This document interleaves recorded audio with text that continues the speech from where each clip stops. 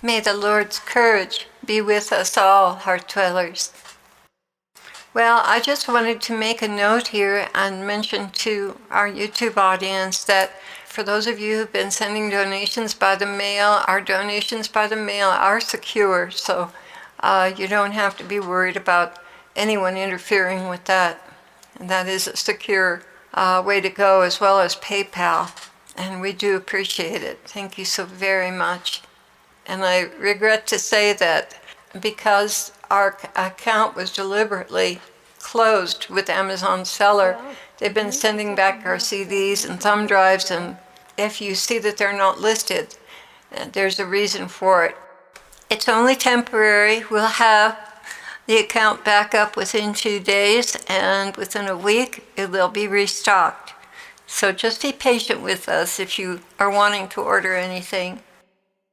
And wonderful news, I did finish the portrait as far as the painting part goes, and I'm working on the digital copy now. It's been photographed high definition digitally, and I'm working on it, certain things that needed a little adjustment. There are a few things on the digital portrait of Jesus that have to be adjusted to get them just right, and I know I'll have it up by Monday. It'll be done by Monday for sure. I will go ahead and put them up in several different sizes as TIFF files, and you can download them and have them printed. And the Rhema book is almost complete. It should go into print next week. And what the Rhema book is, it's different topics arranged by subject of teachings that the Lord has given us about each subject. So I'm really excited about that. It's very, very edifying. And I think you'll all really enjoy it. And in the back is going to be a short section on spiritual warfare. And the next book after this is a spiritual warfare book. And it will be things that I've learned and the Lord has shown me, and Dr. Sherry has learned, and Carol has learned. We're going to all pitch in for this one. But for the most part, Dr. Sherry's experiences with the Lord, what he has shown her is just amazing. And it's so effective. It's really effective. And we can thank all our Satanist enemies for that, because they're teaching us. They're teaching us how evil works and how to combat it. But the number one priority in fighting evil is still the grace of personal holiness and sanctity, and working towards that at all costs. And I thank the Lord that he's given us the courage and the forgiveness to just keep going in the midst of all these setbacks. And I know that because it's being offered to the Lord to prevent this nuclear war from happening before Mr. Trump gets into office is a great consolation to me. It's something to rejoice over. So every time I get another offering, I receive it from the Lord's hands and try to wrap it in thanksgiving and give it back to him, because I know it's having an effect.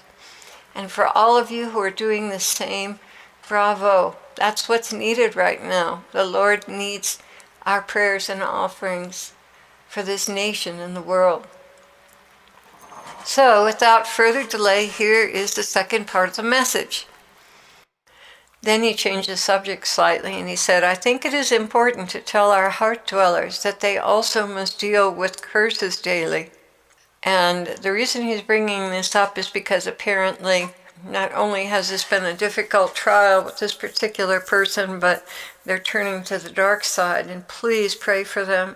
Please pray for them, because they're getting themselves into a horrible, deep mess with terrible repercussions.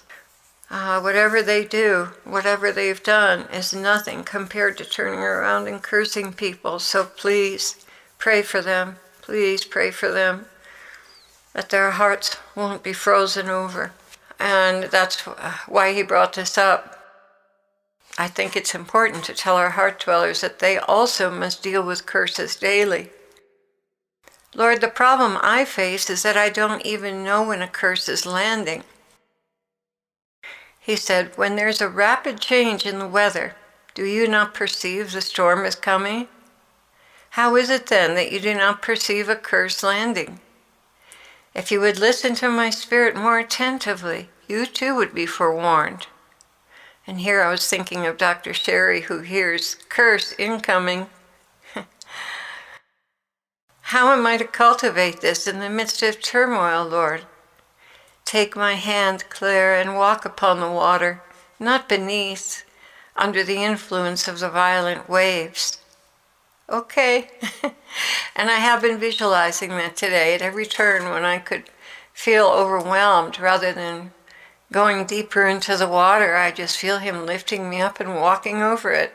The Lord continued, heart dwellers, I have brought you here to my heart because I want to spread my love all over the world. You are carrying the torch of intimacy with me and brotherly harmony between all denominations around the world. There will be signs in the coming months that will destroy the strongholds Satan has erected between the denominations. Those who love me with an authentic love, whatever their denomination they think they're a part of, they are my body, and I carry them with me in my heart. So you see, when you cast stones at a religious group that has true believers in it, you cast stones at my very heart. You hurt me. You kill, steal, and destroy with your tongue those I love dearly, those who live in and for me. Oh, how I wish you would take it to heart and stop your calumny. But because you are carrying my love, and because some of you have learned not to cast stones, you are hated by Satan. And anyone Satan hates, he commissions his servants to curse. So you see, you must deal with these curses. And from the very beginning on this channel, I told you, this is about personal holiness. I will break the curses if you repent of your carnal reactions to the challenges of your days. If you keep a heart of thanksgiving and forgiving, and forbid any evil thought to lodge in your mind. But understand, many of these thoughts come from your heart, where there is still much darkness. And the darkness is drawn to darkness. So when the enemy sees someone who is holding bitterness, whether they are aware of it or not, it is a magnet for the demons. How do you know you are holding bitterness? What do you feel inside when their name is mentioned? Is it love, bitterness, or anger? Well, this is amazing.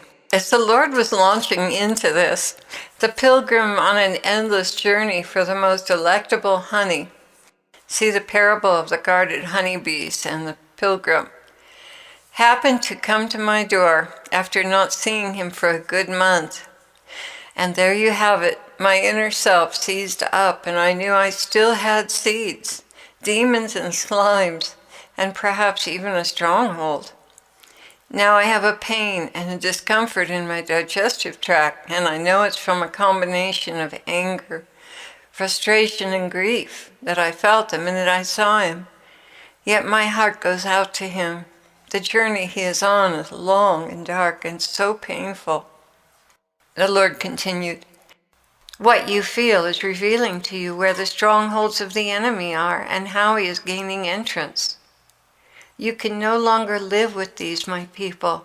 You must come to me with true contrition and ask me to clean and heal your hearts. For as you know, with the seed comes the demon. With the demon comes the sludge of sorrow, hatred, anger, bitterness, desolation, alienation, depression, self-hatred, unforgiveness, and every conceivable negative, destructive feeling. It all lands in your hearts, for out of the matters of the heart is a man defiled. When the seed and the defiling demon lands, it goes to work on building a stronghold. As it is building, it lets off toxins that circulate from the heart to every part of the body, the spiritual and physical. Your blood becomes poisoned and your body begins to deteriorate. Your spirit too is brought low. If you let it go, even a day, other demons are invited in to help with the stronghold, and pretty soon you're feeling really awful. Curses land on the slightest agreement with you, provocation. Even if you reject the thought after you've had it, it's too late. Come to me immediately. Pour out your heart and tell me all about it. Pour it out at my feet, my crucified, bloodied feet. Pour it out and let me come in and heal you. Yes, I've gotten to the point now where whenever I pray deliverance, I also pray healing for the damage that was done as everything is removed. He continued, you may see yourself in the spirit on an operating table with me working to remove this destructive force. You may feel very sensitive after I remove these. Then you must be ever so vigilant not to let any more contamination in. You will feel wonderful afterwards, energized, hopeful, full of faith and inspiration. You see, a man or woman allows disease into their bodies from a young age, from the wounds of their parents. I must come and heal those because the demons have built strongholds that have hindered your whole life and determined its course. Even the marriage partner you choose, even your relationships with people at work, whether you follow your dreams for a living or whether you follow your base physical necessities. So much depends on how many strongholds have taken root and been built up inside your heart. Oh, how I hurt for you, my people. I hurt so terribly for you. I long to heal you and set your feet on the glorious path I ordained for you from the beginning. I long to see your soul prosper and soar like an eagle over the trials of life. This is what we are working on now. Those of you who have chosen to go higher with me, you are learning how to rise above the storms of life. Here the Lord is referring to the pilgrim looking for honey. And the tragedy of this is that it didn't need to be this way. I have endless compassion for those who just cannot entrust their lives to me without conditions. I have compassion because I know how disappointed they will be when they look back on their lives and see what could have been. I tried, you tried, and many, many others have tried. When a soul does not respond to graces given, they go to another. Someday, Clare, you will meet the soul who took the graces and ran with them. You will be astounded when you see how fertile they are. Dear ones, do not grieve when a soul you have labored over goes their own way. Do not grieve. I have kept the graces and passed them on till I found one who would receive them. You see, the rich young ruler was not as tied to his goods as he was to his family, his reputation, his standing in the community, and most importantly, his own opinion. It is, in the end, the purse of your own opinions that brings you down. When you see the lack of intelligence in your decisions, you have no problem relinquishing them. But when you value your own opinions, your relatives' opinions, and your training, you simply are blind. There's no other word for it.